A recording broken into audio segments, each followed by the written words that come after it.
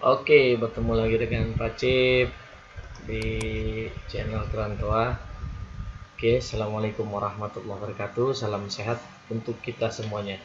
Kali ini kita akan membahas materi kelas 10 yang kemarin, yaitu materi tentang penelitian sosial.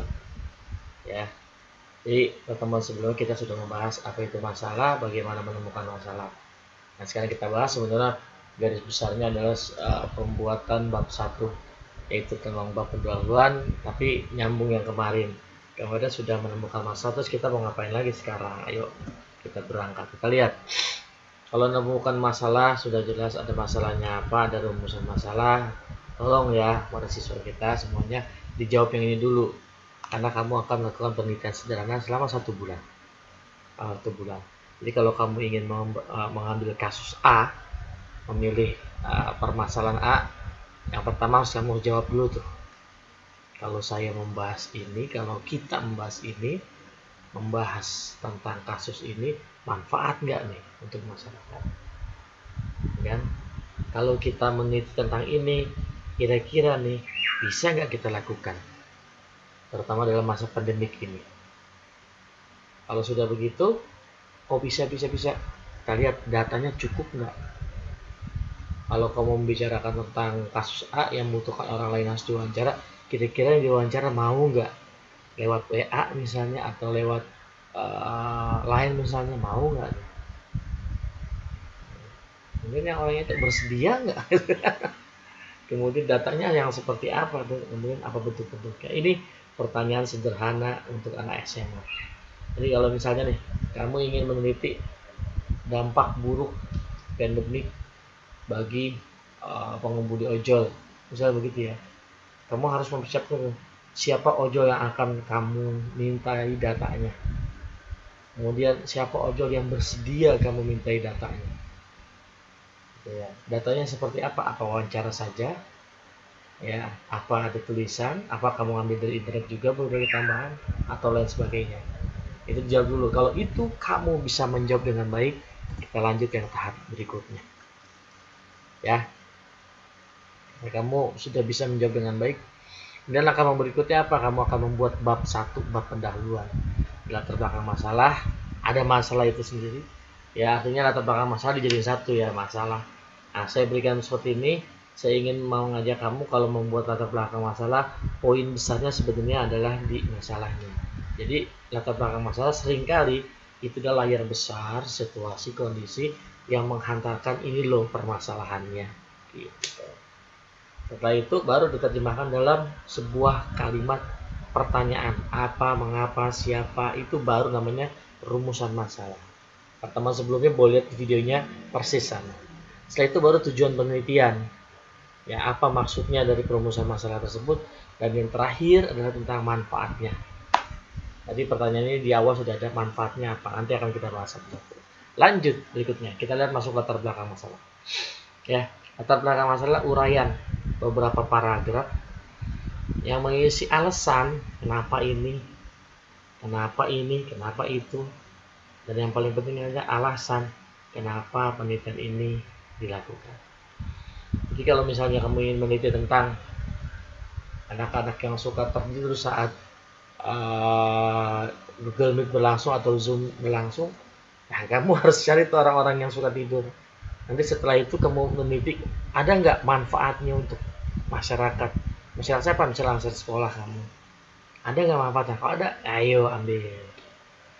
Nah, di dalam latar belakang ini, kamu akan melihat ceritakan kondisi yang paling baik ideal. Ya, kalau misalnya kita bicara tentang BDF, yang idealnya seperti apa? Ini sama seperti kemarin. Bagaimana cara menemukan permasalahan atau masalah? Apa yang diharapkan tidak sesuai dengan kenyataan. Itu latar belakang masalah. Jadi kemarin kamu buat masalah, itu adalah poinnya di situ.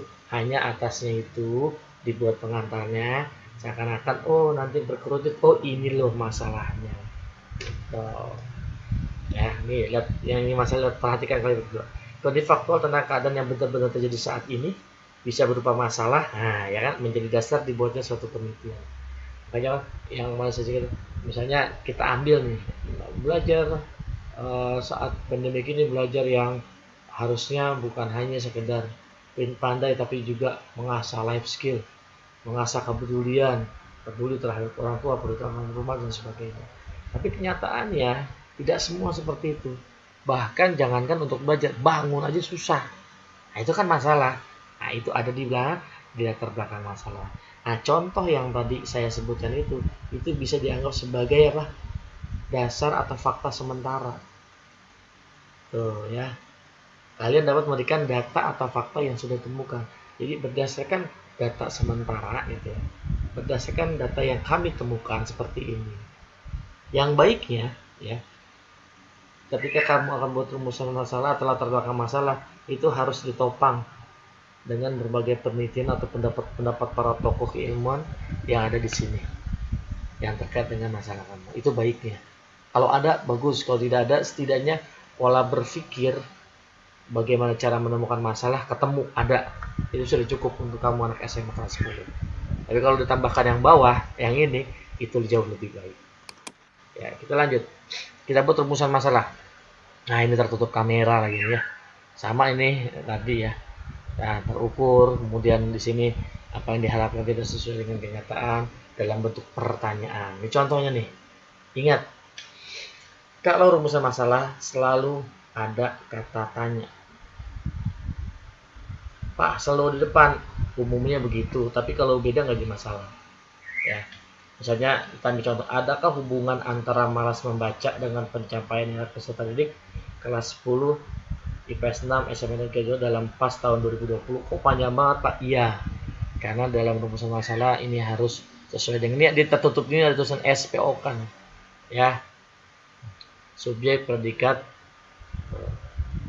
dan seterusnya, keterangan, objek gitu ya. Nah, di situ ada semua.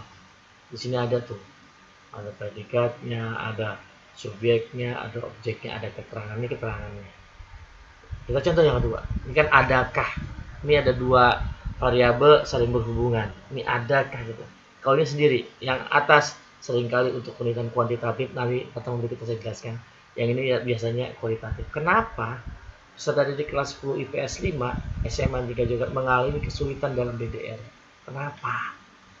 Berarti yang diharapkan anak-anak itu bisa paham, tapi kenyataannya anak-anak pada puyeng gitu, pada males, pada nggak paham apa yang dikatakan si guru. Nah, timbul kan permasalahan, kenapa bisa seperti ini? Tapi dituangkan dalam rumusan masalah itu harus sesuai dengan SPOK, subjek, predikat, objek, dan keterangan, rapi. Jadi kalau saya baca rumusan masalah di pekerjaan kamu, tahu tuh, oh begini di sini, kapan, oh permasalahan seperti ini, selesai deh. Ya, tadi latar belakang masalah begitu ya, panjangnya 2 atau 3 paragraf nggak jadi masalah. Kalian bisa mencarinya, sekarang di YouTube ada, di Google juga ada, silakan dicari. Kemudian sama seperti yang kedua, apa penyebab banjir di Jalan Sudir 1 Kelurahan Pademangan pada bulan Januari 2021? Ini sudah jelas juga, bagus contohnya. Berikutnya kita lihat tujuan. Nah, tujuan penelitian tuh banyak macamnya. Namun umumnya yang seperti ini, umumnya ya. Seringkali yang bersifat bahasa saya sederhana tapi bolehlah diakui lah gitu ya. Rumusan masalah ini RM, rumusan masalah, bukan rumah makan. Rumusan masalah. Apa yang contoh yang tadi ya? Perhatikan, saya ambil contoh yang belakang.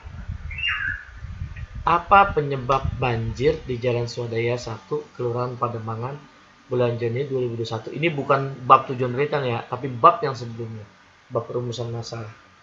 Nah, tujuan penelitiannya nanti kamu bisa tambahkan nih, berdasarkan rumusan masalah di atas maka dapat diajukan tujuan penelitian atau